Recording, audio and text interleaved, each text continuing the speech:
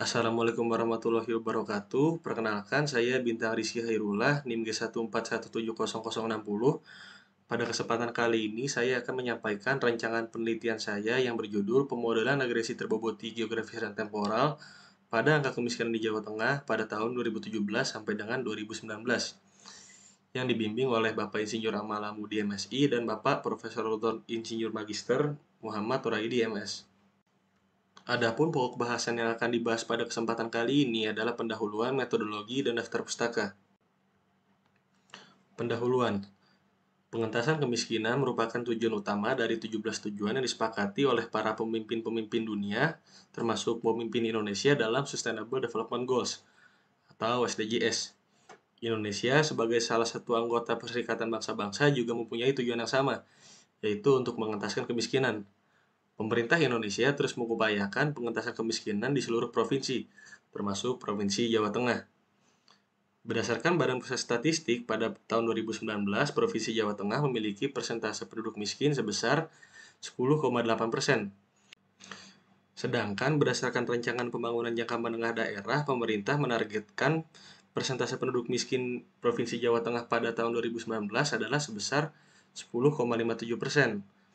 Hal tersebut menunjukkan bahwa pengentasan kemiskinan masih merupakan permasalahan di Jawa Tengah. Oleh karena itu, untuk membantu pemerintah dalam membentuk kebijakan yang tepat sasaran dalam mengentaskan kemiskinan, dibutuhkan informasi-informasi mengenai penyebab kemiskinan di Jawa Tengah. Untuk menganalisa faktor-faktor penyebab kemiskinan, dapat digunakan metode regresi. Metode regresi adalah metode statistika yang digunakan untuk menjelaskan hubungan antara peubah independen dengan dependen.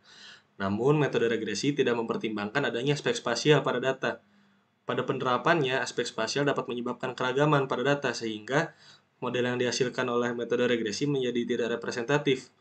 Oleh karena itu, untuk mengakomodasi keragaman spasial, digunakan metode regresi terboboti geografis atau metode RTG.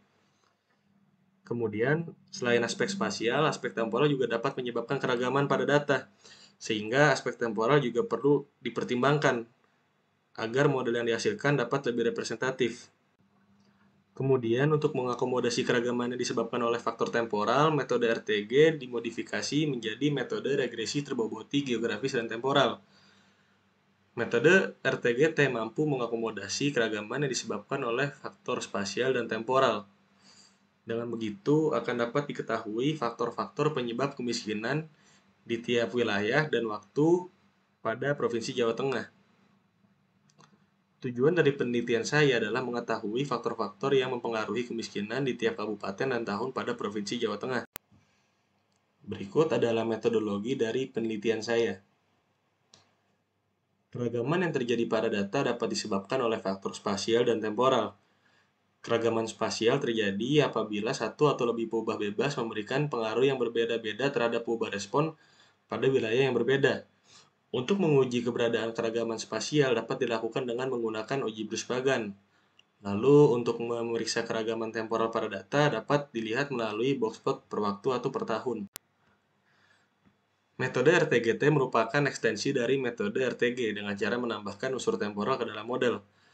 Metode RTGT mampu mengakomodasi keragaman yang disebabkan oleh faktor spasial dan temporal dengan cara menghasilkan penaksir parameter regresi lokal untuk tiap wilayah dan waktu pada pengamatan.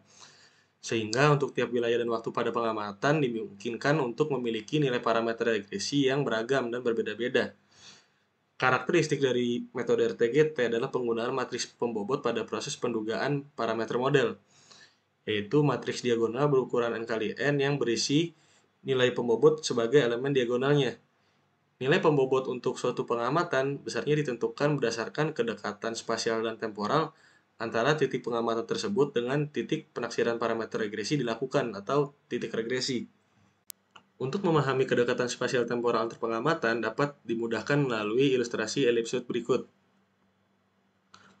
Pada metode RTGT diasumsikan bahwa semakin dekat koordinat spasial dan temporal dari suatu pengamatan terhadap titik penaksiran parameter regresi dilakukan, maka pengamatan tersebut akan dianggap semakin berpengaruh pada proses pendugaan parameter model, atau pengamatan tersebut akan diberikan nilai pembobot yang semakin besar apabila koordinat spasial dan temporalnya semakin dekat dengan titik regresinya.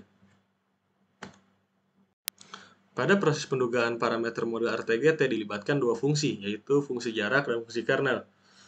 Fungsi jarak digunakan untuk mengukur kedekatan antar pengamatan, sedangkan fungsi kernel digunakan untuk menghitung nilai pembobot dari suatu pengamatan menggunakan nilai yang dihasilkan oleh fungsi jarak tadi. Kemudian setelah nilai pembobot untuk semua pengamatan dihasilkan, maka nilainya akan digunakan dalam membentuk matriks pembobot. Lalu matriks pembobot tersebut akan digunakan pada proses pendugaan atau penaksiran parameter model. Parameter lebar jendela dapat dianalogikan sebagai sebuah radius lingkaran, dengan titik penaksiran parameter regresi sebagai pusatnya. Apabila suatu titik data masuk ke dalam radius lingkaran tersebut, maka titik data tersebut akan dianggap masih berpengaruh pada proses pendugaan parameter model. Parameter lebar jendela merupakan salah satu parameter yang penting pada metode RTG dan ekstensinya. Apabila nilai lebar jendela yang digunakan terlalu besar atau mendekati tak hingga, maka akan menyebabkan seluruh titik pengamatan dianggap berpengaruh pada proses pendugaan parameter model. Hal tersebut akan mengakibatkan metode regresi terboboti geografis dan ekstensinya akan menyerupai metode regresi global biasa. Hal tersebut tentu tidak diinginkan. Oleh karena itu, penentuan nilai lebar jendela yang optimum harus dilakukan. Untuk menentukan nilai lebar jendela yang optimum dapat dilakukan dengan meminimumkan nilai validasi silang, yaitu dengan cara menghitung jumlah kuadrat galateri model dengan tidak memasukkan amatan ke I pada proses pendugaan parameter model atau pada proses pendugaannya. Kemudian setelah model RTGT dihasilkan akan dilakukan uji ketepatan model. Tujuannya untuk mengetahui apakah terdapat signifikansi penggunaan model RTGT terhadap model regresi global biasa. Pengujian ketepatan model RTGT dapat dilakukan dengan menggunakan uji F. Kemudian setelah itu akan dilakukan uji parsial parameter model RTGT. Tujuannya untuk mengetahui dari model RTGT yang dihasilkan, parameter-parameter mana saja yang signifikan. Pengujian parsial parameter model RTGT tidak jauh berbeda dengan pengujian parsial parameter model RTG dan dapat dilakukan dengan uji T.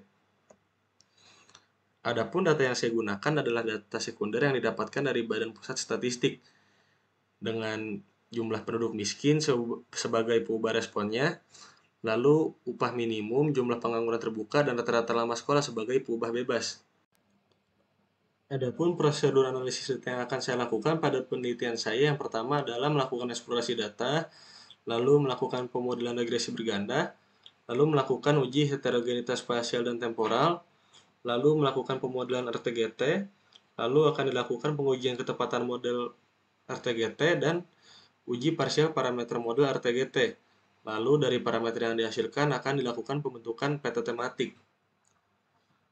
Adapun langkah-langkah yang akan saya lakukan pada tahap pemodelan RTGT adalah pertama-tama menentukan nilai lebar jendela spasial optimum, lalu menentukan nilai eta optimum, lalu menentukan nilai lambda demi optimum, lalu menentukan nilai lebar jendela spasial temporal optimum, lalu melakukan pendugaan parameter. Berikut adalah daftar pustaka yang saya gunakan. Terima kasih.